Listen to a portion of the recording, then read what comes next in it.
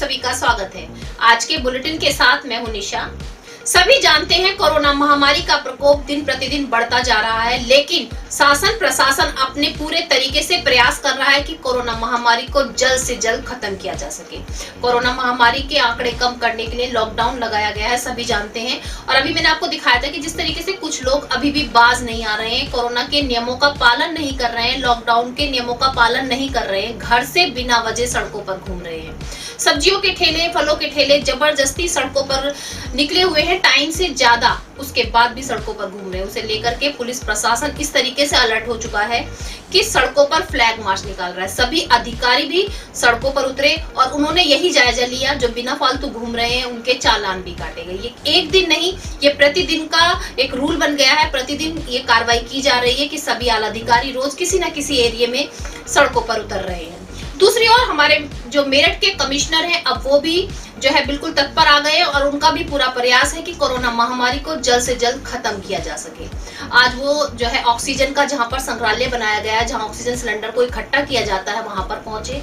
उन्होंने जायजा लिया और जायजा लेने के बाद वहां पर कार्य कर रहे कर्मचारियों को सख्त से सख्त हिदायत दी कि कोई भी ऐसा व्यक्ति जो ऑक्सीजन की वजह से पैनिक हो, उसकी वीडियो कॉल पर देखा जाए उसको और उसको तुरंत ही ऑक्सीजन सिलेंडर दिया जाए। तो आप देख सकते हैं कि मेरठ के सभी अधिकारी अब तत्पर हैं और अपने तरीके से पूरा प्रयास कर रहे हैं कि जल्द से जल्द कोरोना महामारी से हम सबको छुटकारा दिलाया जाए। लेकिन मैं आप लोगों से यही अपील करना चाहूंगी मेरदर्शन चैनल के माध्यम से कि जिस तरीके से सरकार और सभी अधिकारी तत्पर हैं, अपना पूरा प्रयास कर रहे हैं, तो आप लोग भी नियमों का पालन करें, क्योंकि कोई भी एक अकेला व्यक्ति इस कोरोना महामारी को जड़ से खत्म नहीं कर सकता।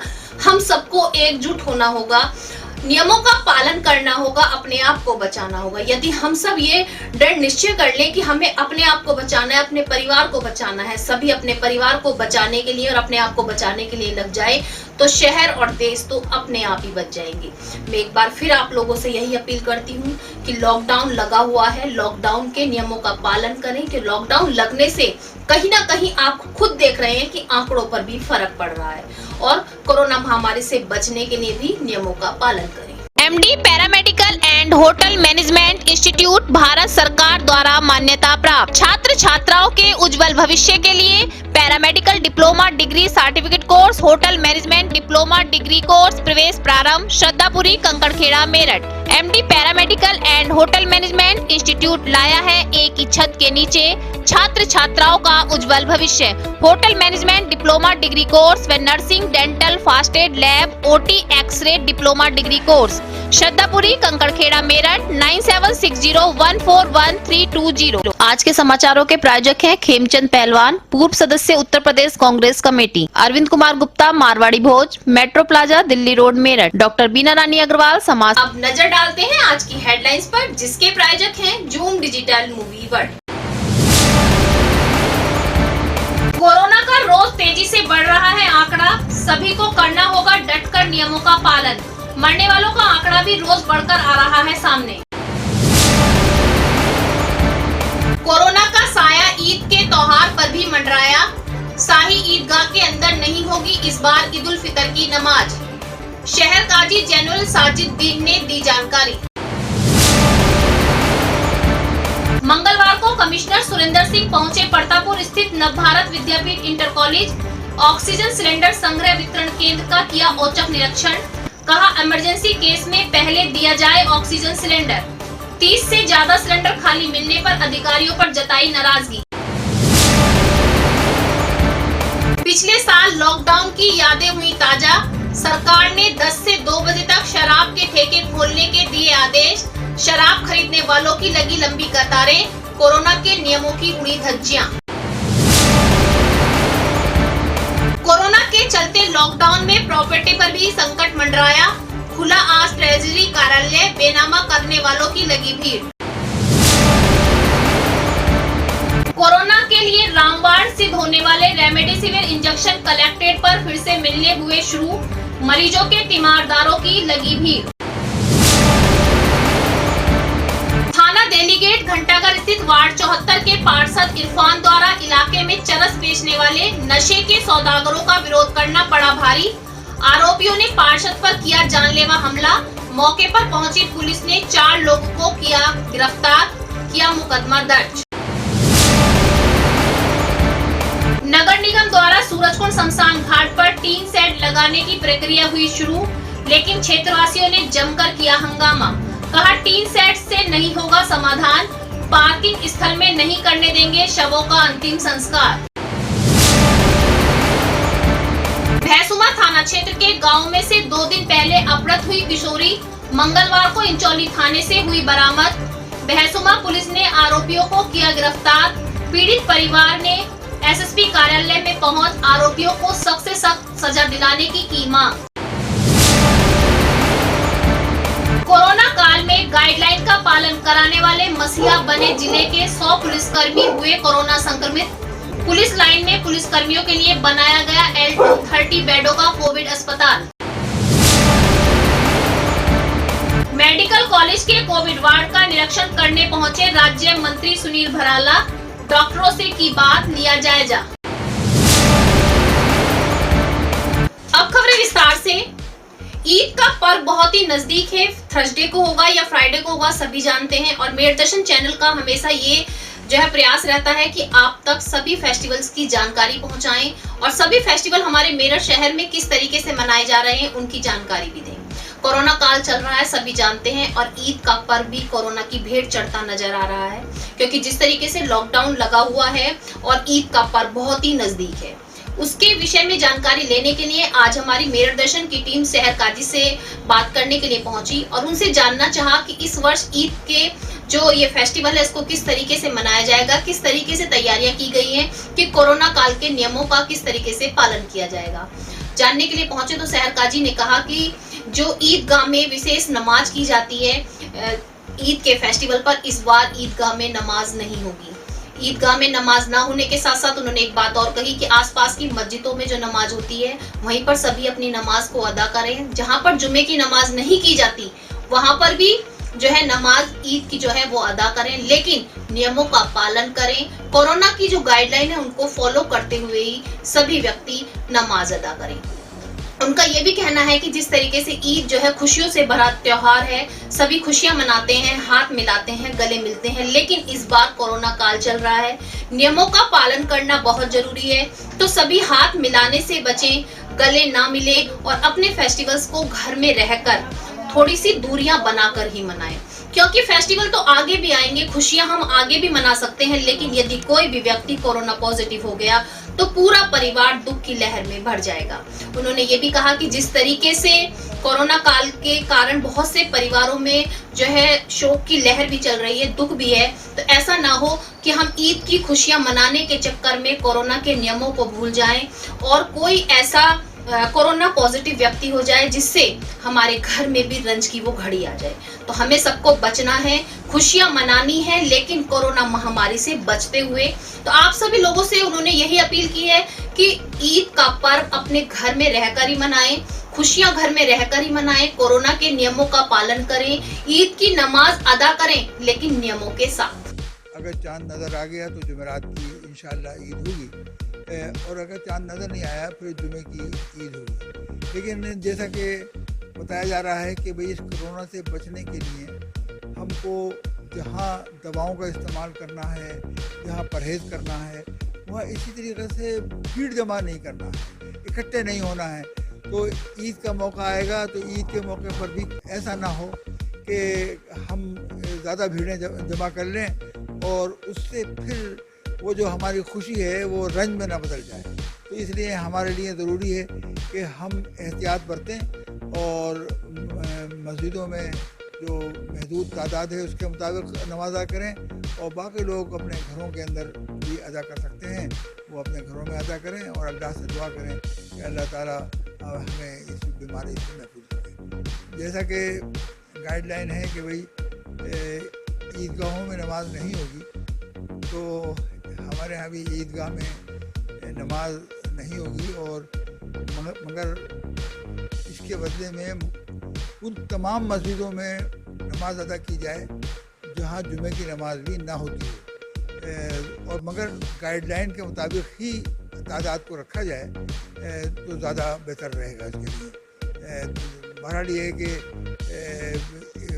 जब हमारे अजीज़ों में, रिश्तेदारों में मौतें हो रही हों तो ऐसे मौके पर ईद भी हमारी जो है रंज व गम से भरी हुई होगी।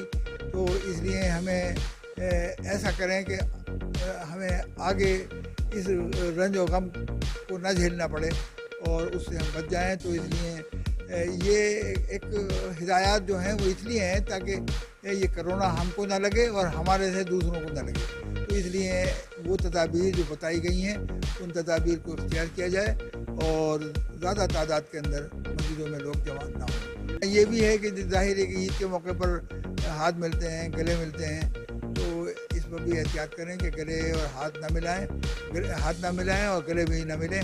कोरोना महामारी का प्रकोप बढ़ रहा है, सभी जानते हैं और सभी अधिकारी अपने तरीके से प्रयास भी कर रहे हैं। मेरठ कमिश्नर का मैंने कल आपको दिखाया कि हमारे मेरठ कमिश्नर ने एक पहल की कि मेडिकल कॉलेज में एक मोबाइल प्रोवाइड करा दिया जिससे कोई भी पेशेंट वीडियो कॉल के माध्यम से अपने परिवारजनों से बात कर सकता है, सभी परेशानी एक दूसरे की हल कर सकते हैं। दूसरी ओर आज मेरठ कमिश्नर पड़तापुर जहां पर ऑक्सीजन सिलेंडर रखे गए हैं, काफी मात्रा में वहां पर ऑक्सीजन सिलेंडर है, उसका जायजा लेने खुद ही पहुंचे। उनका ये कहना था कि ऑक्सीजन सिलेंडर चेक किया और कर्मचारियों से बात की। उन्होंने कहा कि कोई भी ऐसा व्यक्ति आता है जो बहुत ही जरूरतमंद है और सबसे पहले उसको सिलेंडर दिया जाए, वीडियो कॉल पर पेशेंट को देखा जाए, जिसकी सबसे पहले जरूरत हो उसको सिलेंडर पहले प्रोवाइड कराया जाए।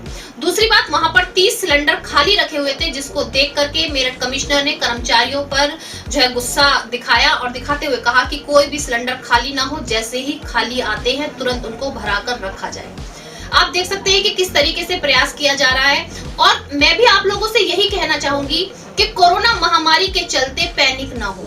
मार्केट में बहुत दवाइयां हैं, ऑक्सीजन के सिलेंडर भी मिल रहे हैं, उसको इकट्ठा करने की कोशिश ना करें, क्योंकि आप इकट्ठा कर लेंगे लेकिन बहुत से ऐसे जरूरतमंद लोग होते हैं जो जरूरत पड़ने पर ही लेने जाएंगे, तो उनको वो दवाइयां या वो स्टॉक नहीं मिल पाएगा, तो कोई भी दुर्घटना घट सकती है। मैं आप लोगों से यही कहना चाहती हूँ कि आप लोग कोरोना महामारी के नियमों का पालन करें और जरूरत होने पर ही उन चीजों को खरीदें जब आपके पेशेंट को उन चीजों की जरूरत हो, पहले से ही उन चीजों का स्टॉक बनाकर ना रखें।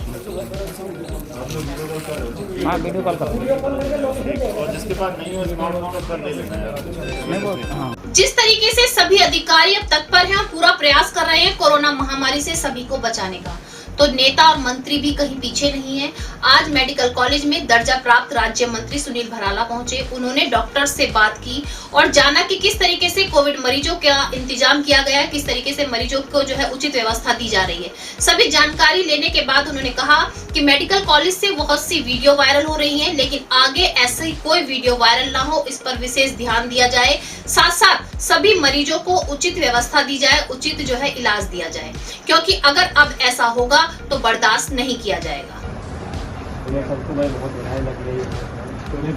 नर्सिंग के स्टूडेंट के बच्चे हैं, ये हमारी बात काम डेवलप कर सकते हैं।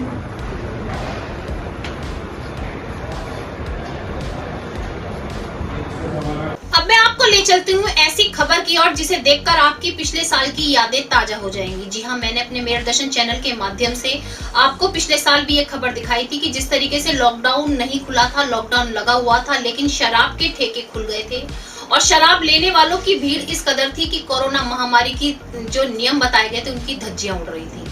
लंबी लंबी कतारें थी और शराब के लिए पैसे थे लेकिन खाने के लिए पैसे नहीं थे।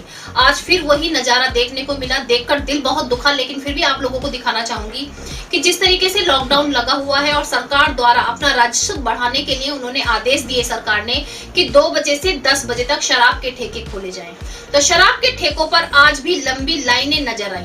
एक और हमारा मेरठ कह सकते हैं कि भुखमरी की कगार पर है। बहुत से लोग, अगर मैं आपको बताना चाहूं कि ऐसे हैं जिनके पास दवाइयों के पैसे नहीं होते, उनके मरीज तड़प तड़प कर दम तोड़ रहे हैं क्योंकि उनके पास पैसे नहीं है, अस्पताल एडमिट नहीं कर रहा है, दवाइयां वो ला नहीं सकते, मरीज अस्पतालों के बाहर ही अपना दम तोड़ देते हैं। दूसरी ओर खाने के लिए पैसे नहीं है, बहुत से लोग भूख से मर रहे हैं, भूख से परेशान है। हमने ऐसे नजारे भी देखे हैं, लेकिन ये जो नशे के आदी लोग हैं, इन्हें ये समझ में क्यों नहीं आता, क्यों अपने परिवार के बारे में नहीं सोचते। और शराब लेने के लिए आप देख सकते हैं कि कोरोना के जो नियम है उनकी भी धज्जियां उड़ाई जा रही हैं। इतनी लंबी लंबी लाइन है।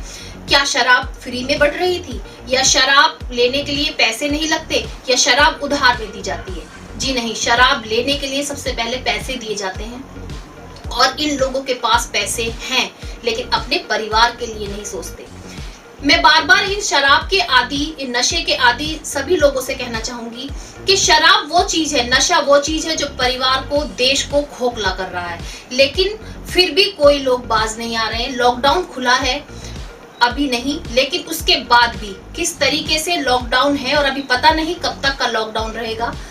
भूख सबसे जरूरी है, शराब जरूरी नहीं है। अपने परिवार की ओर देखें कि किस तरीके से हमें अपने परिवार का पालन करना है। लेकिन आज का नजारा देखकर दिल दुखता है कि शराब की इतनी लंबी लाइन, कितने दिन कैसे काटा होगा इन शराब खरीदने वाले लोगों ने। इतने दिन जो शराब की दुकान बंद रही तो इनका गुजारा कैसे हुआ होगा।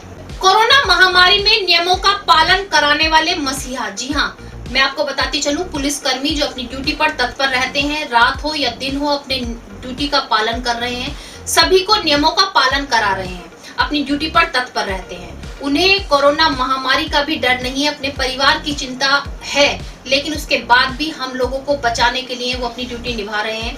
अभी आपने देखा कि जिला पंचायत में सभी पुलिसकर्मियों की ड्यूटी भी लगी हुई थी और जिला पंचायत चुनाव जो हुए थे वहां पर सभी पुलिस। आज के बुलेटिन में बस इतना ही। तेज और ताजा खबरें जानने के लिए देखते रहिए मेरठ दर्शन। यदि आप भी हमारे साथ जुड़ना चाहते हैं तो नीचे दिए गए नंबर पर संपर्क करें और सब्सक्राइब करें MD न्यूज मेरठ।